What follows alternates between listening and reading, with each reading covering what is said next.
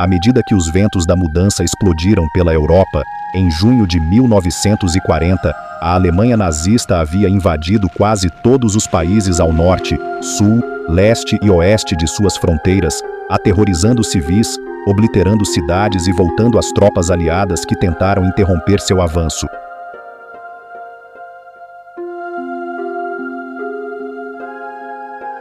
Parecia que pouco atrapalhava os nazistas e o domínio total do continente, e quando Adolf Hitler marchou vitoriosamente para Paris em 14 de junho, o mundo não poderia fazer nada mais do que olhar em total consternação.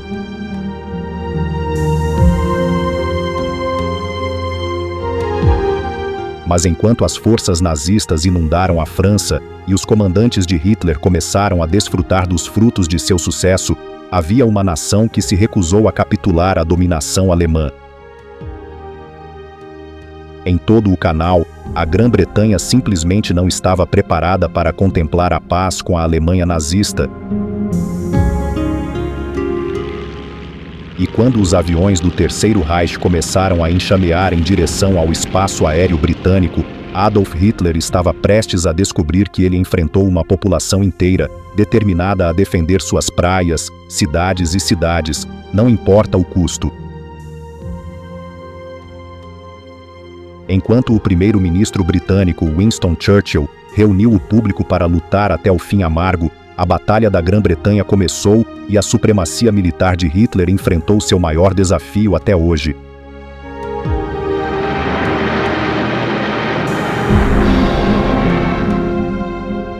A história desta batalha mais histórica e as almas corajosas que lutaram para defender sua ilha, protegendo-a de um regime que ameaçava liberdade e democracia na Europa, marcaram um ponto de virada em uma guerra que até agora parecia impossível para os aliados vencer.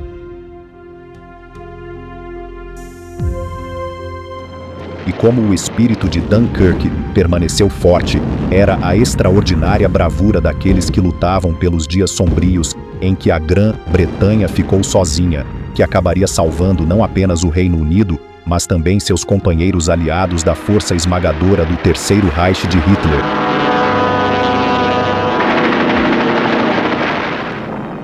Do terror da Blitz às extraordinárias batalhas travadas no ar. Sem esquecer, é claro, os eventos que se desenrolam mais longe no Extremo Oriente e os desertos do norte da África. Este capítulo traçará as primeiras evidências reais do mundo lutando contra Adolf Hitler e seu eixo do mal.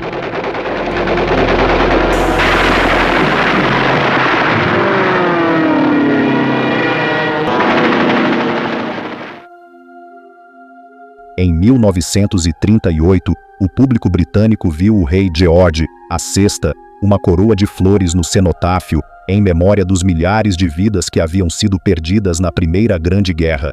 Nesse estágio, poucas pessoas perceberam o quão perto a nação estava agora de enfrentar conflitos amargos e que a paz que o mundo havia apreciado por quase 2 décadas estava prestes a ser destruído. No entanto, dos escombros e ruínas da Primeira Guerra Mundial, forças novas e perigosas estavam começando a surgir. O ditador italiano, Mussolini, estava ansioso para criar um novo império romano. E Adolf Hitler estava reunindo o povo alemão para apoiar suas demandas por mais território e seu sonho de um mundo administrado por uma raça mestre ariana. Quando os nazistas marcharam para a Tchecoslováquia, em março de 1939, os ex-aliados da França e a Grã-Bretanha ficaram agarrados precariamente ao conforto da tradição. O presidente francês Albert Lebrun fez uma visita de Estado à Grã-Bretanha, tranquilizando o público de que os impérios estabelecidos eram mais do que uma partida para os novos ditadores, mas logo ficou claro que as palavras finas e as promessas precipitadas nunca seriam suficientes para suportar a terrível tempestade que estava se formando no continente. Em 1º de setembro de 1939, Adolf Hitler aproveitou sua oportunidade e invadiu a Polônia.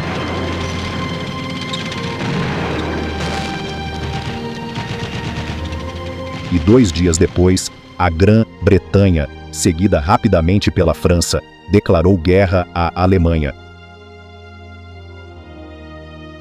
Como o horror total da ocupação nazista lançou sua sombra na Polônia, em solo britânico, os sacos de areia foram implementados e as crianças foram evacuadas das principais cidades.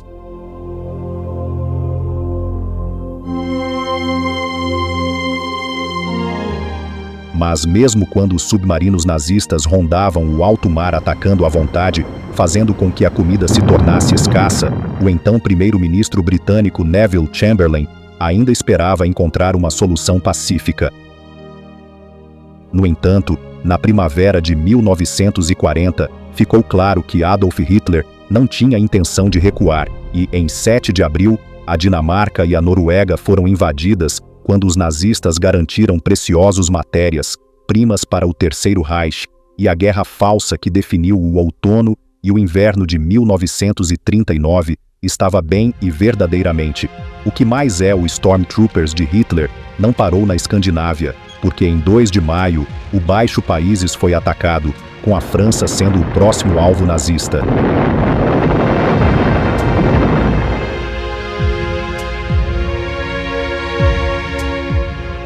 Enquanto a Força Expedicionária Britânica, o BEF, junto com exércitos da Bélgica e da França, correu para defender suas fronteiras, na Grã-Bretanha, o público acreditava que a política de apaziguamento de Chamberlain os deixou muito descer muito.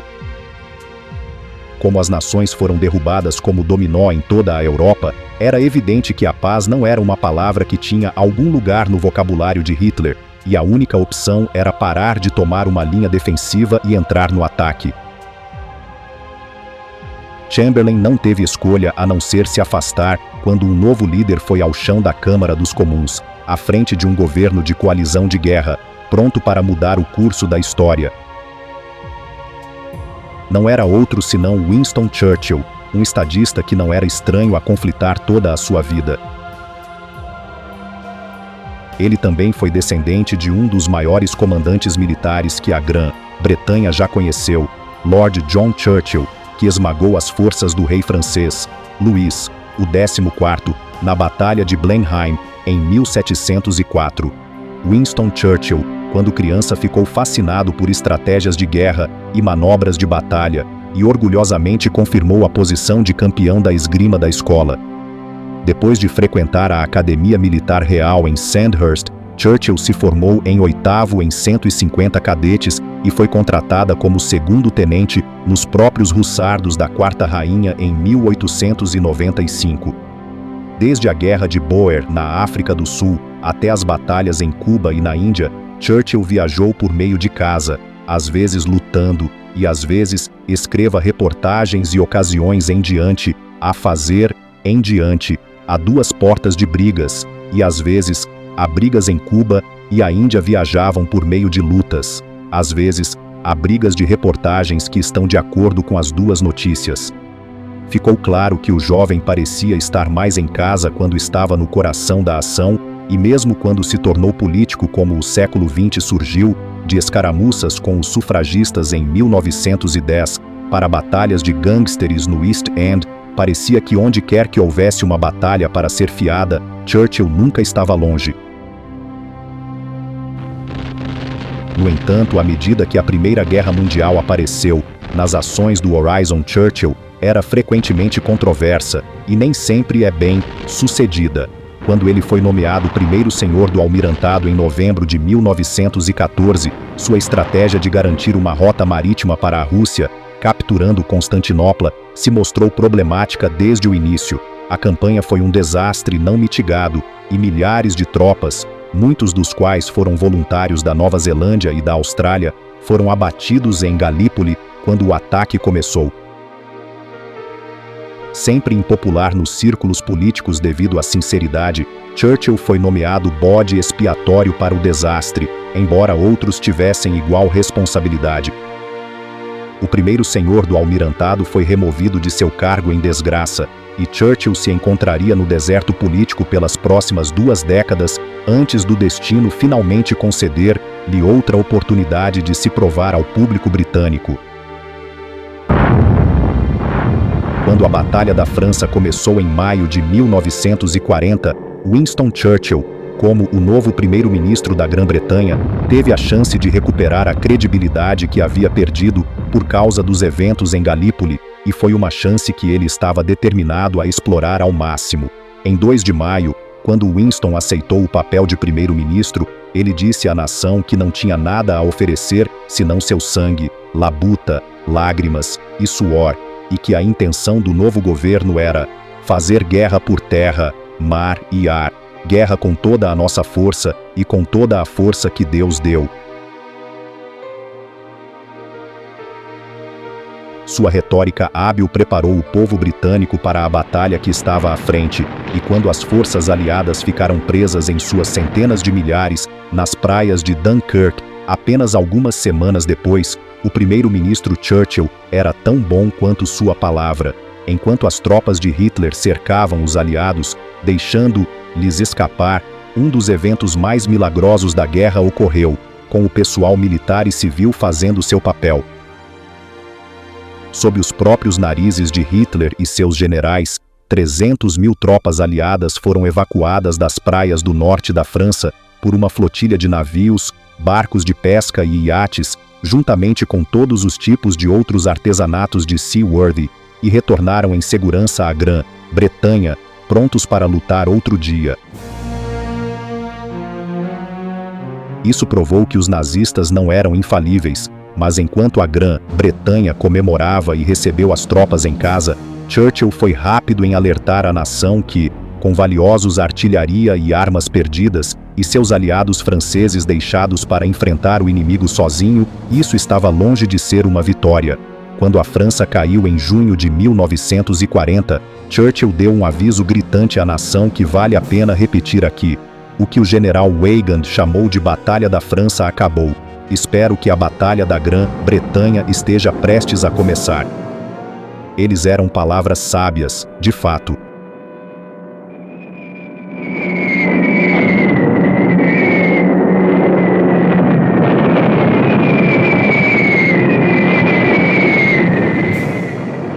A Grã-Bretanha estava prestes a ficar sob os mais ferozes ataques, mas comparado à situação enfrentada pelos países que já haviam sido vencidos pelas táticas repentinas de Blitzkrieg de Hitler, pelo menos a Grã-Bretanha estava se preparando para a guerra há quase um ano. Balões de barragem foram colocados, as fábricas aumentaram a produção e à medida que mais e mais homens se derramavam no exército, as mulheres estavam avançando para tomar seus lugares nas linhas de produção e nas fazendas do país. Enquanto isso, os voluntários da Commonwealth e daqueles países em fuga agora ocupados pelo Terceiro Reich começaram a ser lançados na Grã-Bretanha, prontos para se juntar à causa aliada.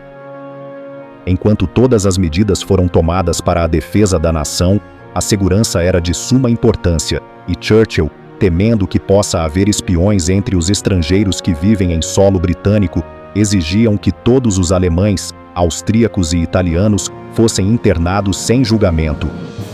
Ele exigiu o famoso Collar de Lotte, e no verão de 1940, milhares de estrangeiros foram enviados para a ilha de Man para morar em acomodações e hotéis que foram isolados em acampamentos. Foi um movimento que muitos criticaram, e a grande maioria dos estagiados foi completamente inocente, mas com uma amarga batalha à frente de Churchill, não podia se dar ao luxo de correr riscos. Foi o primeiro de muitos movimentos controversos que ele faria ao longo da guerra. E no início de julho de 1940, mais uma decisão difícil teve que ser tomada.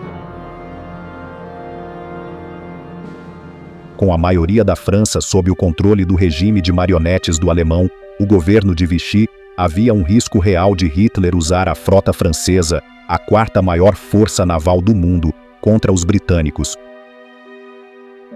O comandante da Marinha Francesa, Almirante Darlan, havia dado uma garantia pessoal a Churchill de que isso não aconteceria, mas o primeiro-ministro britânico estava ciente de que Darlan pode não ter escolha no assunto e uma ameaça tão perigosa não poderia ser negligenciada.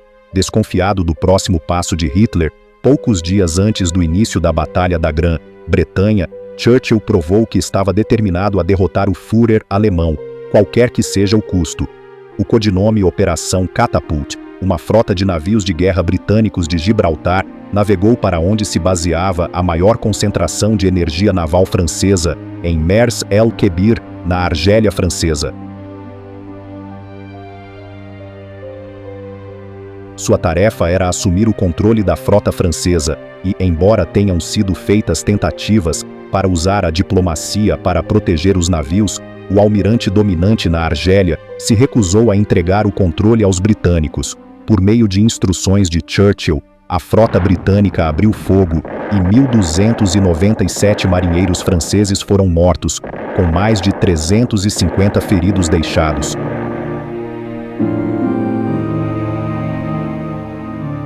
As medidas desesperadas tomadas pelo primeiro-ministro britânico desencadearam um enorme debate na Câmara dos Comuns e, não surpreendentemente, também azedou as relações entre os britânicos e os franceses por algum tempo. No entanto, o que alguns consideravam cruel por parte de Churchill serviu como um aviso gritante a Hitler de que ele era melhor não subestimar os britânicos. Ele demonstrou que a Grã-Bretanha estava preparada para continuar a luta contra a tirania nazista, se necessário, e Churchill declarou mais tarde que, para altos círculos do governo nos Estados Unidos, não se falou mais sobre a Grã-Bretanha. Curiosamente, enquanto tudo isso estava acontecendo, Hitler estava convencido de que, após a evacuação das tropas em Dunkirk, a guerra terminou praticamente e que os britânicos derrotados no continente e sem aliados europeus logo concordariam com uma rendição pacífica. Embora alguns membros do governo de Churchill, principalmente o secretário de Relações Exteriores, Lord Halifax, estivessem dispostos a negociar com Hitler, o desafio de Churchill na Argélia era um sinal de que a Grã-Bretanha nunca se renderia sem uma luta feroz.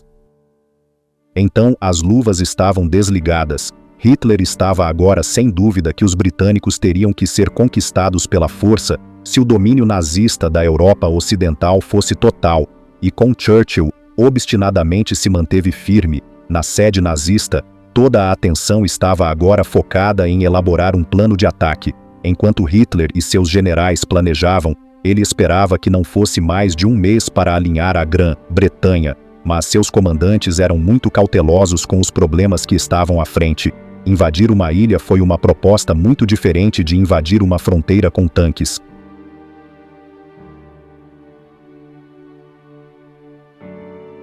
Durante a campanha norueguesa de abril de 1940, as forças navais alemãs chegaram perto de ser destruídas e tiveram poucas chances de ser uma partida para a poderosa Marinha Real se uma invasão fosse lançada.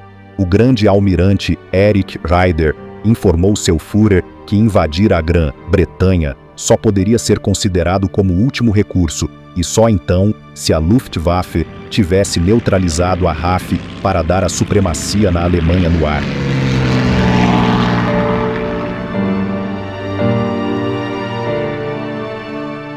Assim foi tomada a decisão de direcionar todos os esforços para a destruição da Força Aérea Real na primeira fase da Operação Sea Lion, o codinome para a invasão da Grã-Bretanha. Então, quando a RAF foi destruída, um grande mar e um ataque aéreo ao longo do comprimento da costa sul poderia ocorrer, e isso seria seguido por uma invasão em grande escala. 100.000 tropas, juntamente com a força terrorista de Heinrich Himmler, a SS, invadiria a Grã-Bretanha com ordens para destruir toda a oposição. A responsabilidade que agora estava com a RAF era imensa, e apesar de ser a força aérea independente mais antiga do mundo, tendo sido fundada em 1918, a política de apaziguamento que havia prevalecido durante a década de 1930 significava que estava longe de estar tão preparado para a guerra quanto a Luftwaffe alemã. O foco estava na construção de bombardeiros em vez de lutadores para defender o país, e não foi até 1938 que o comando de caça recebeu plena prioridade. O marechal-chefe da Air Dowding, responsável pelo comando britânico de Fighter desde sua formação em 1936, teve muito pouco tempo para se preparar para a batalha que estava por vir. A principal fraqueza da RAF foi a escassez de pilotos experientes, especialmente após a Batalha da França e as perdas incorridas durante a evacuação de Dunkirk. Garotos, professores, médicos, funcionários de bancos e assistentes de lojas, juntamente com centenas de outros jovens com empregos cotidianos, pouco treinamento e praticamente nenhuma experiência de combate, agora eram chamados a enfrentar os pilotos rigorosamente treinados da Luftwaffe.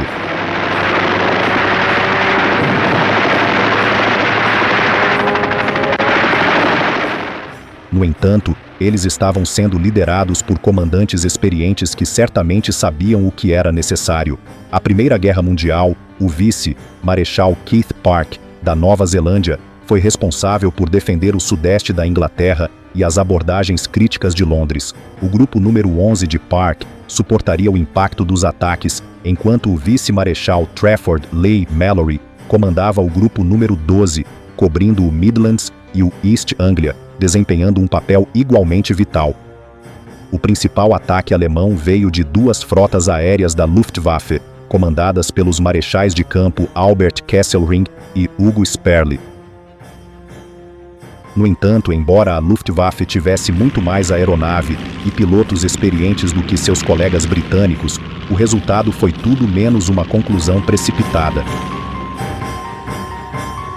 Para começar, as frotas aéreas alemãs não foram projetadas para lutar por si só, mas para apoiar o exército nas operações terrestres. A tática havia sido usada brilhantemente na conquista da Europa Ocidental, com os famosos ataques de Blitzkrieg ou Lightning Strike.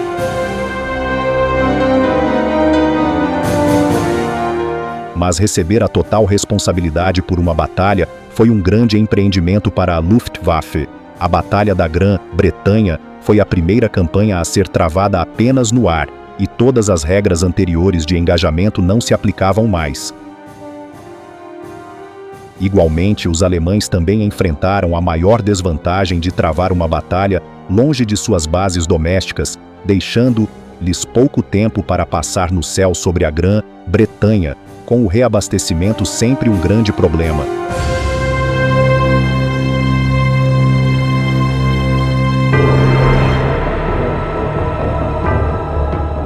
Durante uma batalha aérea, se um avião alemão foi atingido, o piloto, se não for morto, foi imediatamente capturado.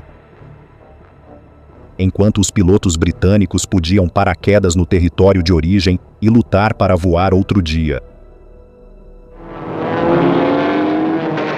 Para os nazistas, o que no papel parecia ser direto, era tudo menos que a Luftwaffe rapidamente percebeu o que eles estavam enfrentando.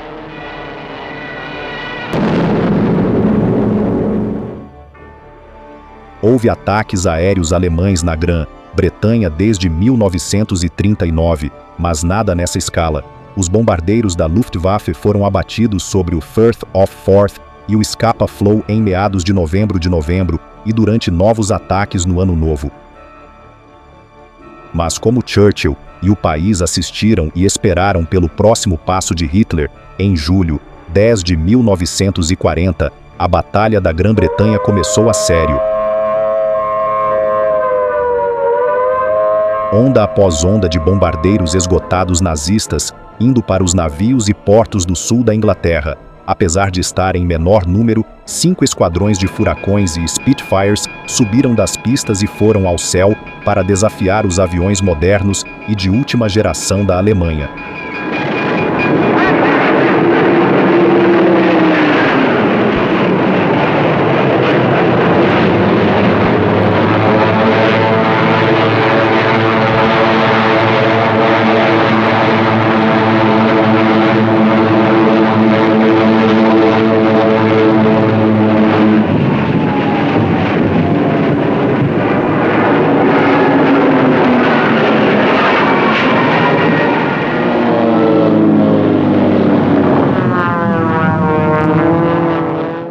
Com bravura e coragem insuperáveis, os pilotos deram tudo de si por King e Country em uma batalha épica de David de Churchill contra o Golias de Hitler.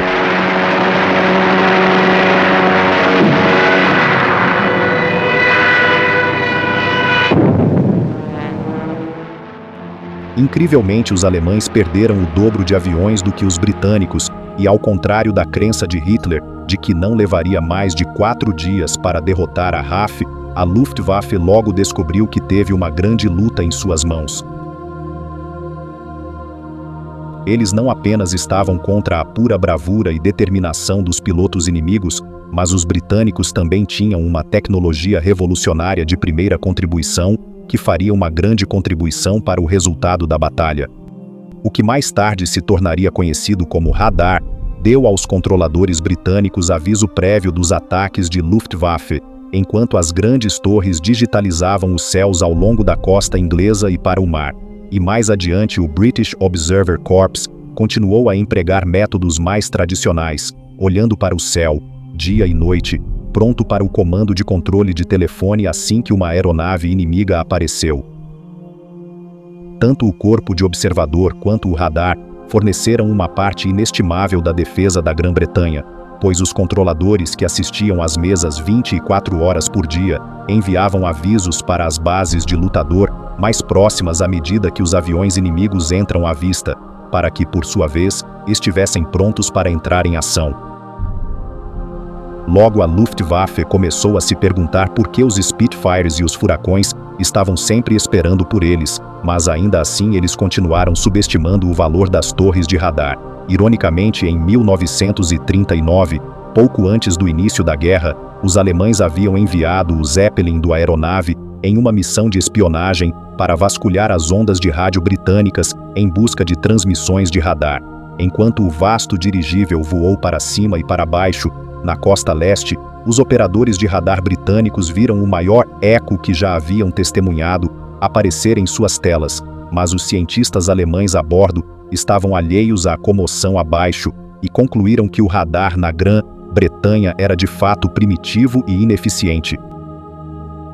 Enquanto o dirigível flutuava de volta para o radar da pátria, não era a única coisa que a inteligência alemã não conseguiu entender.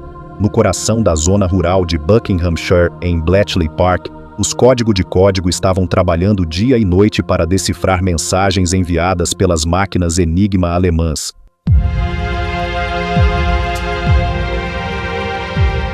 Os nazistas transmitiram suas informações mais secretas e táticas, codificadas através do Enigma e do Project Ultra, se dedicaram a descriptografar as mensagens. Eventualmente, ultra-inteligência se tornou tão bem-sucedida que os britânicos tinham que racionar seu uso para evitar minar a confiança nazista em suas máquinas Enigma.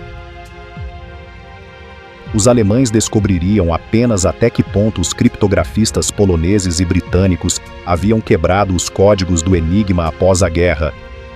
Mas enquanto a ultra-inteligência estava ajudando a batalha na frente da casa, mais longe havia ameaças com as quais a Ultra não poderia ter nenhuma ajuda. Com os remanescentes do Império da Rainha Victoria, os britânicos ainda tinham colônias em todos os cantos do mundo, tendo sido o maior império formal que o mundo já conhecera, com seu poder e influência se estendendo por toda parte. À medida que o eixo apertou seu aperto, os postos avançados do Império do Extremo Oriente até os desertos do norte da África, bem como o território no Mediterrâneo, estavam todos ameaçados. Como resultado, a Grã-Bretanha tinha muito mais do que a frente de casa para se preocupar.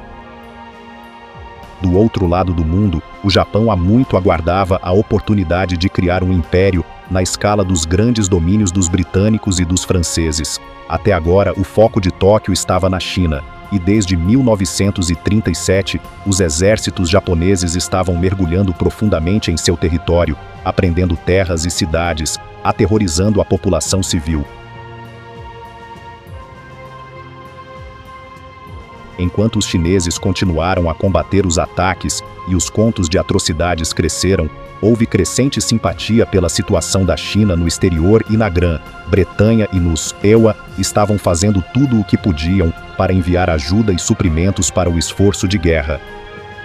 No entanto, a batalha entre a China e o Japão foi prolongada e brutal, e, em 1940, ainda não mostrou sinal de final. A essa altura, os japoneses haviam tomado território na costa sul da China, cortando a capital provisória Chongqing do mar, e estava se tornando cada vez mais difícil para a ajuda. Apenas algumas rotas de suprimentos tênues foram deixadas, e os generais de Tóquio estavam ansiosos por serem cortados o mais rápido possível, para que a batalha pelo sul da China pudesse ser rapidamente vencida. Uma dessas rotas foi a Birmania Road, que corria de Lashio, no norte da Birmânia britânica, para a cidade chinesa de Kunming, e o Japão exigiu que Churchill o fechasse com efeito imediato.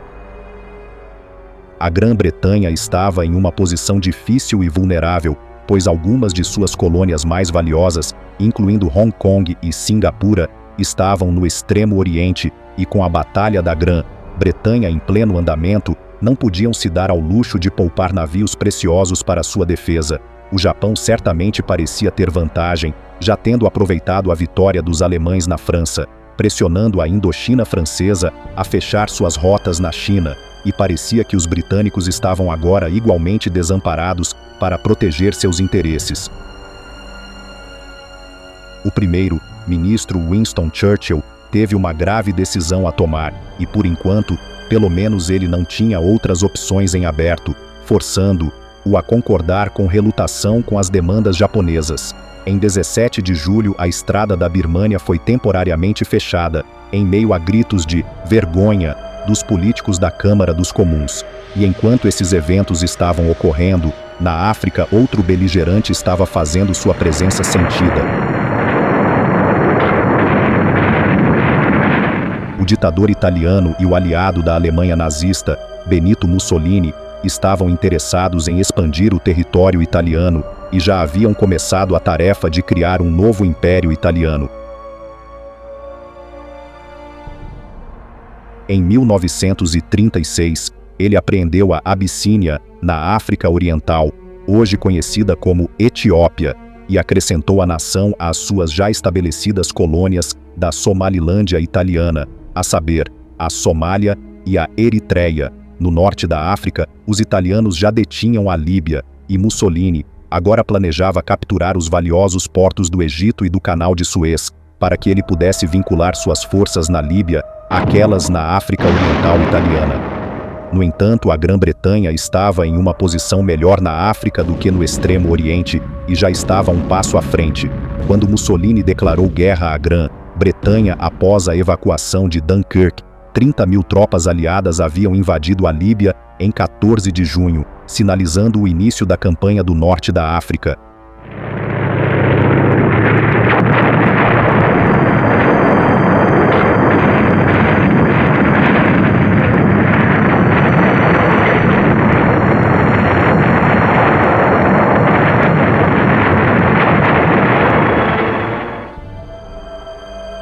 Depois de capturar Forte Capuzzo em 16 de junho e vencer a primeira batalha de tanques no deserto ocidental, na Batalha de Girba, parecia que, durante a época, o Egito e o Canal de Suez estavam seguros em mãos aliadas. Enquanto isso, na África Oriental, os italianos estavam desfrutando de um sucesso, e depois de algumas pequenas incursões no território britânico no Sudão e no Quênia, em agosto de 1940, os italianos e seus aliados alemães atacaram a Somalilândia britânica.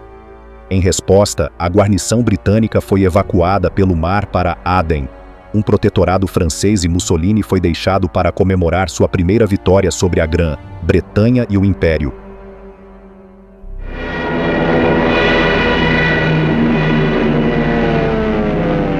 Enquanto a Luftwaffe continuava o bombardeio da Grã-Bretanha, Adolf Hitler também estava de olho nas colônias britânicas. A ilha de Gibraltar estava sob o domínio britânico desde o século XVIII e cumpriu um papel vital no teatro Atlântico e Mediterrâneo, controlando praticamente todo o tráfego naval para dentro e fora do mar Mediterrâneo do Oceano Atlântico.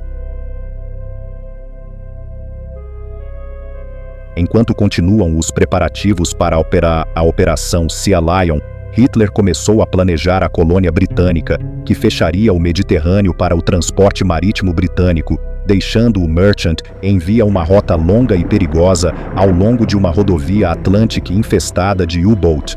A operação foi nomeada em codinome Felix, e se tivesse sucesso, pressionaria maior o continente britânico, enquanto eles lutavam para lutar contra os ataques da Luftwaffe. Hitler, no entanto, tinha um obstáculo a ser superado.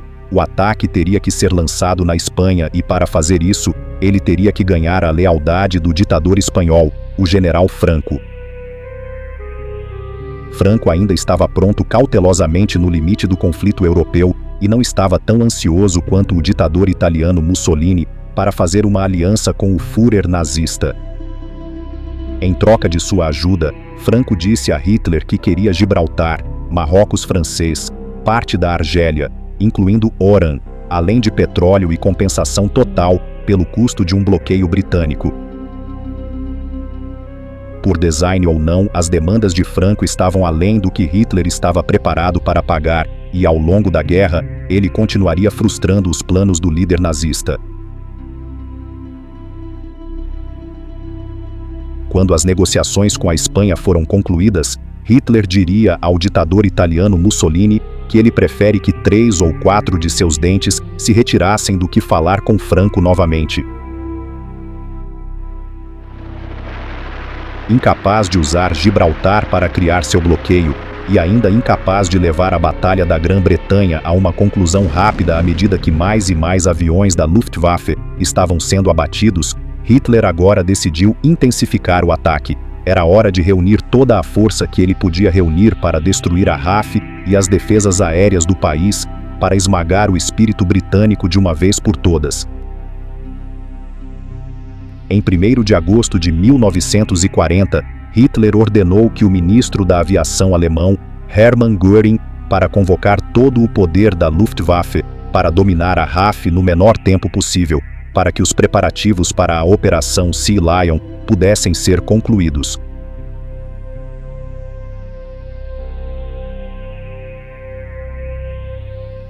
A data da invasão foi marcada para 15 de setembro, mas antes que isso pudesse acontecer, a RAF tinha que ser espancada.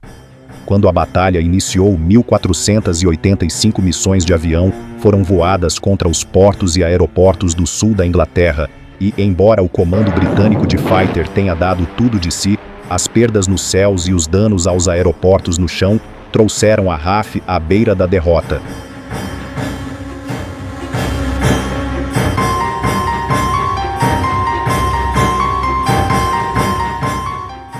Sem escolha a não ser voar dia e noite, os pilotos britânicos estavam exaustos e, enquanto as bombas continuavam a cair, uma vitória nazista parecia iminente.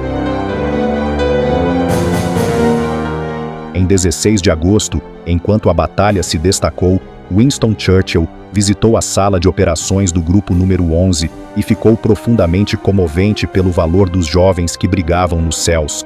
Ele estava tão dominado pela emoção que mal conseguia falar, mas as palavras que ele fez se tornariam a base de seu discurso para a Câmara dos Comuns 4 dias depois, quando elogiou a bravura da RAF.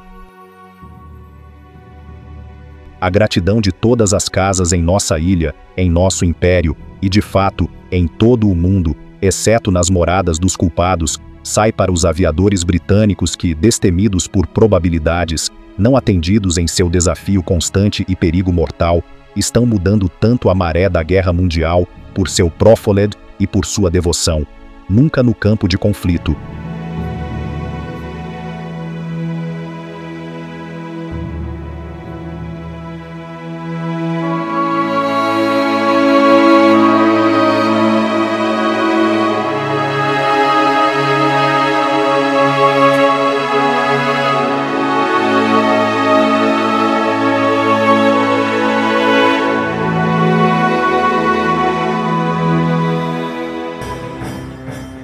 E ainda assim as batalhas nos céus continuavam quando a Luftwaffe se aventurou mais interior, buscando destruir bases da RAF e alvos industriais, onde estavam sendo produzidos aviões e outros suprimentos vitais. muitos principais aeroportos estavam seriamente danificados, e os que trabalhavam em fábricas estavam agora em grande risco, mas as pessoas estavam determinadas a fazer a sua defesa da nação e trabalharam obstinadamente ao longo dos ataques para que o esforço de guerra nunca tenha vacilado.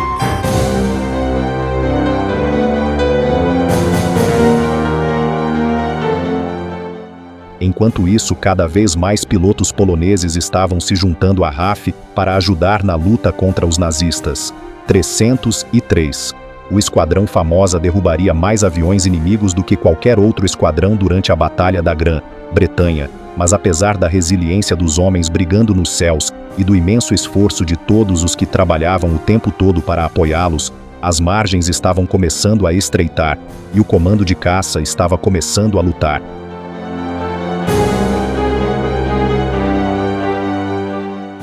A Luftwaffe chegou perigosamente perto de destruir a defesa aérea da Grã-Bretanha, mas de repente houve uma mudança no plano de batalha de Hitler.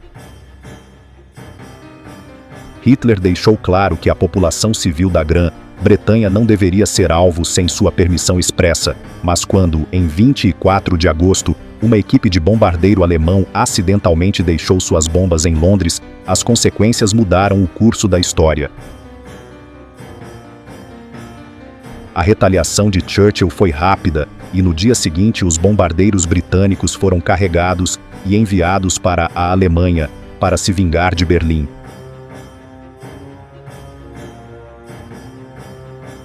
Apesar de haver pouco dano infligido a Berlim nos ataques aéreos, o efeito psicológico no povo alemão foi dramático.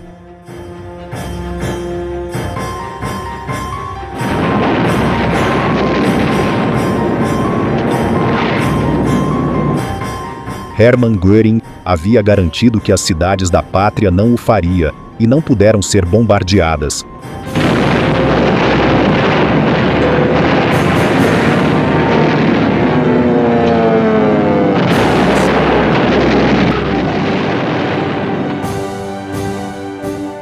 Mas era uma promessa que ele evidentemente não conseguia cumprir. Hitler ficou furioso, e parecia que ele permitia que a raiva colorisse sua estratégia militar. O Führer estava determinado a vingar o ataque à Alemanha e ordenou que os bombardeios agora fossem focados com efeito imediato nas cidades da Grã-Bretanha, em vez do comando de caça e em seus aeroportos. Sem o conhecimento de Hitler, ele havia dado à RAF a pausa de que eles precisavam desesperadamente, mas quando a Blitz começou, eram o povo da Grã-Bretanha que se encontrava sob ataque. No dia 7 de setembro de 1940, no final da tarde, as sirenes começaram a lamentar a capital britânica quando aviões inimigos foram vistos voando em direção a Londres. Quando o aviso soou, as pessoas começaram a correr para a segurança, correndo para os porões dos edifícios ou guiados para os abrigos mais próximos do ar. Então, quando as ruas e edifícios ficaram em silêncio, um cobertor de bombardeiros 3 quilômetros de largura foram vistos voando pelo Tamisa, e o ataque começou. 348 bombardeiros alemães, escoltados por 617 combatentes, enxameados acima da cidade, e, em momentos, as bombas começaram a gritar pelo ar, quebrando a calma.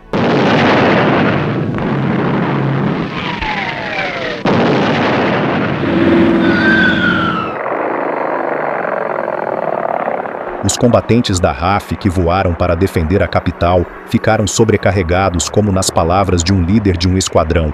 O céu tornou-se um caldeirão fervilhante de aviões.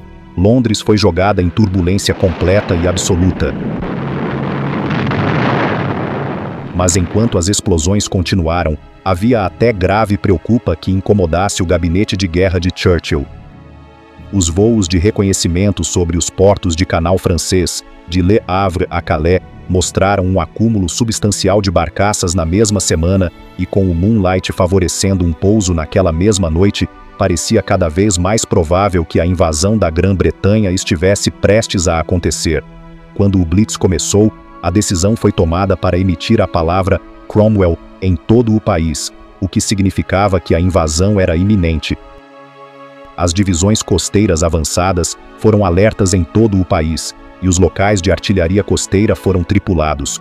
pois os acusados de defesa do reino vestiam capacetes de aço e esperavam a primeira visão do inimigo. As unidades da guarda doméstica acionavam suas caixas de comprimidos, mas o pânico começou a entrar, e algumas começaram a tocar sinos da igreja, acreditando que os nazistas já haviam desembarcado. Como o som dos sinos, silenciado desde o início da Batalha da Grã-Bretanha, começou a ecoar por toda a terra, a ameaça nazista de repente parecia muito real e verdadeiramente aterrorizante. De volta a Londres, às 18 horas, a primeira onda de bombardeiros que sofreu seus golpes mortais partiu. Mas 2 horas depois, enquanto os bombeiros lutaram contra as chamas em toda a cidade, um segundo grupo de 133 invasores, guiados pelas chamas de Londres queimando, continuou o ataque durante a noite.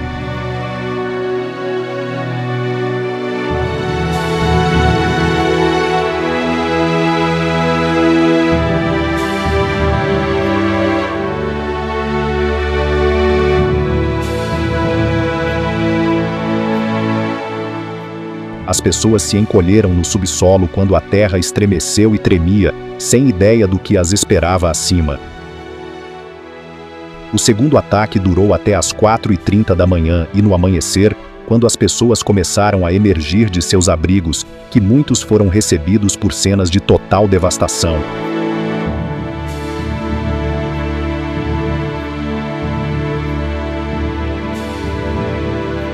Quando a busca por sobreviventes entre os escombros começou, logo foi revelado que mais de 400 pessoas foram mortas e mais de 3 vezes esse número foi ferido.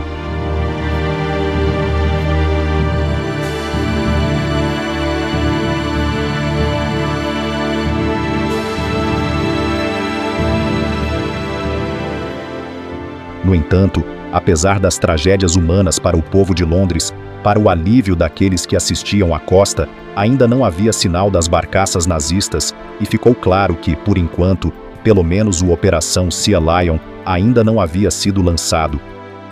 Então, no verdadeiro estilo britânico, quando a poeira começou a se acalmar, o assado de domingo foi cozido em casa ou no forno de um vizinho, o chá foi fabricado e o moral não vacilou.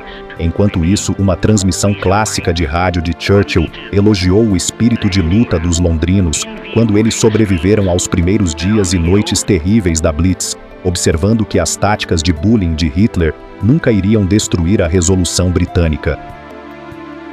Nos 57 dias seguintes consecutivamente, Londres foi bombardeado durante o dia ou durante a noite, e os incêndios se deitaram incansavelmente. A Alemanha começou a atingir muitas outras cidades, de Coventry e Cardiff a Belfast e Birmingham, com ataques que foram devastadores. Dentro de algumas semanas, as missões diárias de bombardeio se tornaram ataques noturnos, enquanto Hitler tentava enfraquecer o espírito dos britânicos, privando-os de seu sono. Mas enquanto o ataque continuou, os britânicos de volta em todas as maneiras que puderam. O governo tentou confundir os bombardeiros alemães, aplicando um blackout. Os campos de rua foram desligados, os faróis do carro precisavam ser cobertos, e os guardas de ataques aéreos garantiriam que todos mantivessem as luzes apagadas ou escondidas atrás das cortinas de blackout. Os abrigos foram construídos em jardins, e à medida que o bombardeio se intensificou, as pessoas começaram a se reunir em estações subterrâneas para dormir. À medida que a guerra continuava, as comunidades inteiras começaram a desenvolver o senso de unidade mais extraordinariamente forte. As lojas ainda estavam abertas, apesar de estarem cercadas pelos escombros de edifícios vizinhos e daqueles afortunados o suficiente para encontrar suas casas, ainda parecidas para ajudar aqueles que não tinham muita sorte. A maneira como os britânicos lidam com o ataque era admirável, e apesar do sono perturbado em Londres, as pessoas continuaram se levantando e a trabalhar nas fábricas, determinadas a suprir o comandante da RAF, Sir Hugh Dowding, com os aviões e munição seus pilotos de caça tão desesperadamente necessários. Pessoas de todas as esferas da vida ficaram ombro a ombro na luta contra Hitler. Apesar dos temores de sua segurança, o rei e a rainha estavam determinados a permanecer no Palácio de Buckingham, mostrando solidariedade ao povo britânico. Eles até viajaram pelo país para aumentar o moral e consolar aqueles que haviam perdido casas e entes queridos. O Palácio de Buckingham sofreu nada menos que 9 hits diretos durante a guerra, mas uma vez que o palácio foi bombardeado, a rainha disse que ela poderia finalmente olhar o povo do East End nos olhos, em vez de quebrar o moral do país. Atacando diretamente a monarquia teve um efeito oposto. Os britânicos ficaram animados por sua família real compartilhar seu sofrimento e o reino se uniu. Enquanto a Batalha da Grã-Bretanha e o Blitz continuava, na Alemanha a controvérsia estava crescendo sobre a invasão planejada do Reino Unido e da Operação Sea Lion, com o exército e a marinha incapazes de concordar com um procedimento de pouso. A fé de Hitler no plano parecia estar vacilando, e a data da invasão foi adiada de 15 de setembro até o final do mês. Mesmo assim, em 15 de setembro, Göring lançou sua grande ofensiva final para destruir o comando de fighter da RAF. No entanto, com a ajuda da Ultra Intelligence, a RAF foi avisada do ataque. E no final, a Luftwaffe perdeu 60 aeronaves para os 28 da RAF. Seria para ser o último compromisso da Batalha da Grã-Bretanha. Após essa derrota, a Operação Sea Lion foi cancelada, e com as condições do mar se deteriorando quando o inverno se aproximava, seria a primavera antes que pudesse ser considerado novamente. A Batalha da Grã-Bretanha terminou. Mas Hitler continuaria seus esforços para bombardear a nação até a submissão. Durante a Blitz, cerca de 2 milhões de casas seriam destruídas, com 60 mil civis mortos e muitos outros ficaram feridos.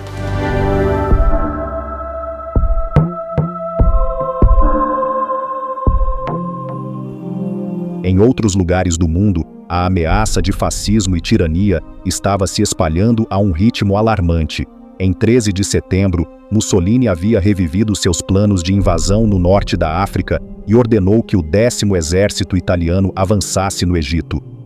Dentro de 2 semanas, do outro lado do mundo, os japoneses haviam invadido a Indochina francesa e estavam prontos para concordar com uma aliança formal com a Alemanha nazista. Em 27 de setembro de 1940, o Axis Powers uniu-se em Berlim, enquanto o Japão assinou o Pacto Tripartido, que se juntava à Alemanha e à Itália na luta contra as forças aliadas.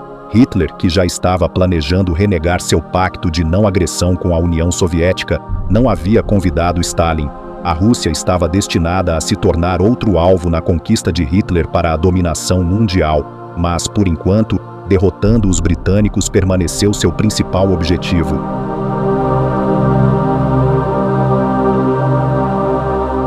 A guerra na Europa estava atingindo proporções globais, mas a luta da Grã-Bretanha para evitar os ataques nazistas havia sido admirada em todo o mundo e, como as palavras de Winston Churchill, "Nunca se renderemos", reverberadas em todo o mundo, elas proporcionariam inspiração não apenas para o povo da Grã-Bretanha, mas também para cada nação ocupada, aterrorizada pelo regime nazi. No entanto, os britânicos não teriam que ficar sozinhos por muito mais tempo, pois as consequências do pacto tripartido de Hitler levariam diretamente os americanos ao conflito, finalmente, tornando os aliados uma força real a ser reconhecida.